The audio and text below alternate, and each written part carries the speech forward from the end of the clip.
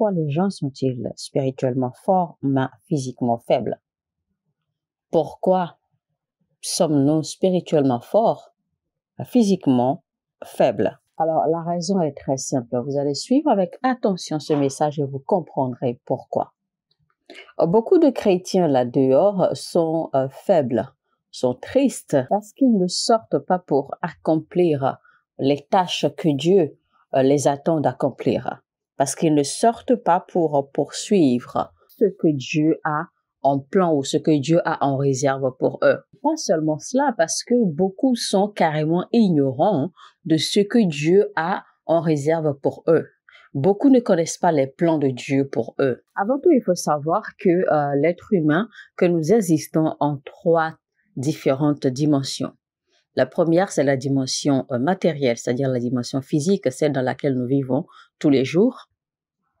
Ensuite, nous existons dans la dimension de l'âme, d'accord, la dimension de l'âme qui est en fait le lieu de la méditation. Le lieu de la méditation est le lieu qui sert de pont entre le règne physique et le règne invisible. Aussi, nous existons dans le règne spirituel. Et si nous sommes nés de nouveau, ou si vous êtes nés de nouveau, eh bien, nous sommes assis à la même position que Jésus-Christ. Donc, cela veut dire, pour que tu sois un homme heureux complètement ou une femme heureuse, tu dois prospérer dans ces 3 dimensions. C'est pour cela que Paul a dit, quand il a fait cette prière, il a dit « Je souhaite que vous prospériez à tous égards au même titre que votre âme prospère. » Ça veut donc dire que au même moment que votre vie spirituelle est en pleine progression, eh bien votre âme également doit être en train de grandir et votre vie physique, votre vie matérielle doit être également en pleine ascension, en pleine prospérité. Donc, si déjà vous avez reçu Christ, si vous êtes chrétien, eh bien ça veut dire que déjà spirituellement, vous êtes en ascension. Spirituellement, vous avez déjà prospéré parce que une fois que vous avez reçu Jésus-Christ, eh bien, vous êtes devenu co-héritier avec Christ lui-même, c'est-à-dire que tout ce que Dieu a réservé pour nous, nous l'avons ainsi reçu par la grâce de la rédemption. Et donc, et nous entrons ainsi, d'accord, au même titre, ok, au même titre. Nous devenons ainsi héritiers et participants des mêmes richesses, des mêmes avantages que Christ. Mais vous pourriez ne pas être prospère. Vous pourriez ne pas avoir la joie, vous pourriez ne pas être heureux dans la dimension de l'âme. Pourquoi? Parce que vous ne voyez pas, d'accord, les désirs de votre cœur s'accomplir. Vous ne vivez pas les désirs de votre cœur pleinement. Et quand c'est ainsi, votre âme n'arrive plus à coopérer volontairement avec votre esprit. Parce que votre âme est en manque de quelque chose. Et si vous ignorez l'état de votre âme, eh bien, vous ignorez ou vous négligez par ricochet votre vie physique. Mes chers frères et sœurs, je vais vous dire quelque chose. Pendant que vous êtes sur terre, eh bien, vivez votre vie pleinement pendant que vous en avez encore l'occasion.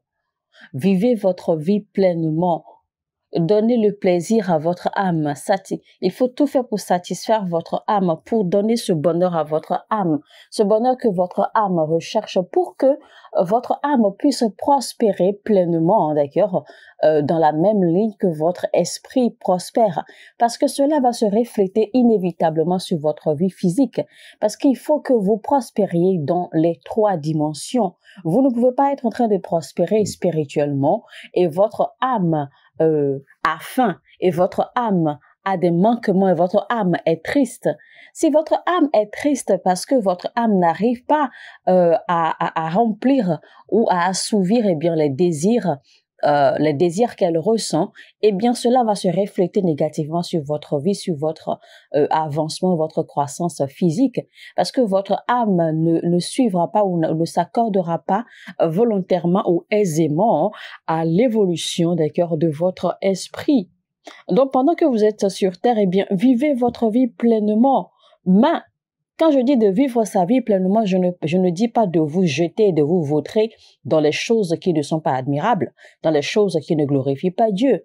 Si vous êtes une personne et que vous avez des passions comme la danse, vous avez des passions comme le voyage, vous avez des passions comme aller au restaurant, vous avez des passions comme chanter, vous avez des passions comme aller à la plage, aller en restaurant, aller dans des rassemblements de charité, etc. Eh bien, donnez-vous ce plaisir, tout ce qui donne de la joie, tout ce qui donne du bonheur à votre âme. Eh bien, arrangez-vous, d'accord, pour nourrir votre âme.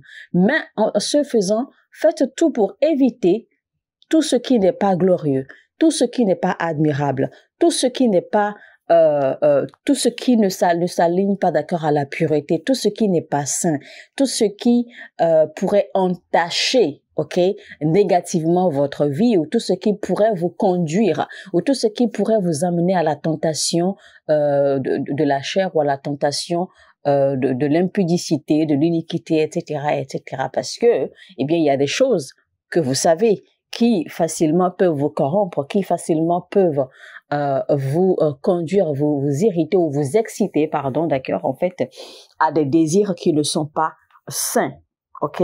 Donc, à part cela, apprenez à vivre votre vie pleinement. Parce que sur la terre, votre vie n'est pas limitée, d'accord, à prospérer spirituellement. Votre vie n'est pas limitée à prier et à jeûner. Non. Vous devez vivre pleinement pour que votre esprit, votre âme et votre physique puissent prospérer au même titre. Parce que cela doit se refléter sur votre vie pour que vous puissiez avoir, d'accord, le cœur et l'esprit tranquille, l'esprit en paix, pour également impacter d'autres vies. Si vous n'avez pas la joie, si vous n'avez pas le bonheur, comment pensez-vous diffuser la joie? Comment pensez-vous diffuser le bonheur? Si vous n'avez pas la prospérité, comment pensez-vous diffuser ou transférer la prospérité? Vous savez, parfois, il y a des combats qui n'ont même pas besoin de combats spirituels. Parce qu'il y a beaucoup de personnes qui, sans le savoir, passent le temps, d'accord, à chasser les démons, à lier les esprits, alors que le problème vient de leur cœur, ou de leur âme, pardon. Le problème vient, en fait, du fait que leur âme n'est pas satisfaite. Le problème vient du fait que leur âme est triste, que leur âme est blessée. Comment Dieu peut-il être ton Père alors que toi tu es misérable sur la terre? Tu ne peux pas permettre au monde, aux gens du monde, d'accord, de jouir de la vie pleinement plus que toi qui es enfant de Dieu, plus que toi qui es héritier de Dieu. Libérez votre mentalité, libérez vos pensées, libérez votre esprit. Disposez-vous, d'accord, en fait, à jouir des plaisirs que le monde offre. Libérez votre esprit à jouir des joies que la vie offre. Quand je parle des joies et des plaisirs que la vie offre, je parle de toute joie et de tout plaisir que la vie offre, hormis tout ce qui amène à l'impudicité, hormis tout ce qui amène à l'iniquité, hormis tout ce qui amène à la tentation, hormis tout ce qui amène, d'accord, à sortir de la voie de l'impureté, hormis tout ce qui amène à pécher, à tomber, d'accord, dans les désirs de la chair, etc., etc. C'est-à-dire que vous n'avez pas le droit de passer, c'est-à-dire de dépasser la barrière ou de traverser ou de dépasser, d'accord, le pont, d'accord, que vous ne devez pas dépasser. Donc, il faut tout faire pour ne pas casser la barrière. Mais faites tout pour jouir des joies que la vie offre. Parce que si vous n'avez pas cette joie, vous ne pouvez pas manifester les prospérités, les richesses, le succès que vous désirez et tout cela. Parce que il faut que votre âme soit en joie. Il faut que votre âme soit se réjouisse, il faut que votre âme soit satisfaite pour que cela se reflète déjà sur votre vie, pour que vous puissiez attirer les bonnes choses, pour que vous puissiez attirer ce pourquoi vous avez prié, pour les voir en manifestation. Parce qu'il y a des gens qui sont spirituellement très forts, mais mentalement, ils sont faibles, ils sont tristes. Et pas parce que ce sera un démon qui l'aura causé, mais parce que vous avez laissé ou vous avez permis aux situations de la vie de vous traumatiser et d'atteindre votre âme. Écoutez-moi attentivement, chers frères et sœurs. La chair n'est pas un démon. Vous ne pouvez pas lier la chair. Vous ne pouvez pas chasser la chair. C'est-à-dire que vous ne pouvez pas prier contre la chair et la lier. Votre âme n'est pas un démon ou un esprit. Vous ne pouvez pas la réprimander. Vous ne pouvez pas réprimander les désirs de votre âme. Ça, c'est votre âme. L'âme vit dans une dimension que le corps ne contrôle pas. Donc, vous ne pouvez pas réprimander les désirs que votre âme exprime. La façon dont vous gérez ces deux éléments, c'est-à-dire votre corps, c'est-à-dire votre physique et votre âme, est totalement différente de la façon dont vous gérez votre esprit. Si vous n'arrivez pas à manifester les joies que la vie offre, comment pensez-vous exprimer ou manifester les dimensions prophétiques de la parole de Dieu? Si vous n'arrivez pas déjà, d'accord, en fait, à manifester ou à subir ou à jouir des choses, des joies qui vont nourrir votre âme et qui vont élever votre âme, si vous n'arrivez pas à faire ces choses-là, comment pensez-vous que vous allez prospérer, d'accord, dans le règne physique? Bon, la spiritualité, comme je l'enseigne toujours en tant qu'enfant de Dieu, nous avons le devoir, d'accord, de découvrir les profondeurs spirituelles parce que c'est là même que se trouvent les secrets de Dieu et c'est là même que nous allons pouvoir tirer notre dominion, notre autorité, d'accord, pour régner sur le monde comme il nous l'a donné depuis la création. Ne soyez pas beaucoup trop spirituel au point de perdre l'habilité ou la capacité, d'accord, de jouir des joies que la vie offre sur terre. Parce que rappelez-vous, Dieu nous a donné la terre. Il a dit que la Bible dit que la terre appartient à Dieu et toute sa plénitude appartient à Dieu. Donc, les joies de la vie nous appartiennent. Donc, nous sommes en fait appelés, d'accord, en fait, à jouir, à vivre pleinement des richesses et des joies de la vie sur terre et également à vivre pleinement, d'accord, des joies et des richesses qui nous sont réservées dans le royaume, qui nous sont réservées au paradis après la mort. Donc, en fait, nous devons tout faire pour accomplir notre vie pleinement sur terre et également au ciel. Ne soyez pas tellement spirituel au point de ressembler finalement à un ange. Parce que Dieu risque de ne pas être en mesure de faire la différence entre vous et les anges. Eh bien, le problème que nous avons, c'est qu'il nous est difficile, d'accord, de manifester les principes ou de jouir des joies que la vie nous offre. Nous avons du mal ou nous ne savons pas comment manifester les principes des choses physiques. Et c'est pour cela qu'il est difficile pour nous de manifester les choses spirituelles ou de manifester les choses spirituelles prophétiques, de les amener en manifestation dans le matériel. J'essaie simplement de vous ouvrir les yeux pour que vous compreniez en fait les réalités des choses. La vie ne se limite pas seulement, d'accord, à la spiritualité. Donc, vous devez apprendre aussi à vivre votre vie pleinement selon les principes et les lois divines, d'accord, pour ne pas tomber dans impudicité, iniquité, péché, etc., etc. Imaginez un peu que toutes les guerres que Israël a faites, Israël allait toujours se recueillir, toujours demandant à Dieu s'il devait s'avancer, d'accord, dans la guerre, s'ils devaient s'avancer sur le champ de bataille, et Dieu leur dira de s'avancer sur le champ de bataille car il leur a déjà donné la victoire. Donc, quand bien même Dieu leur dit qu'il leur a déjà donné la victoire, eh bien, ce n'est pas Dieu, d'accord, qui attache les ennemis et les lie et les maintient là pour que Israël puisse avoir la victoire. Non, chaque fois que Israël va au front, eh bien, Israël combat. Israël lutte. Parce que c'était une guerre. Donc, Israël a toujours lutté et il s'en sortait toujours victorieux.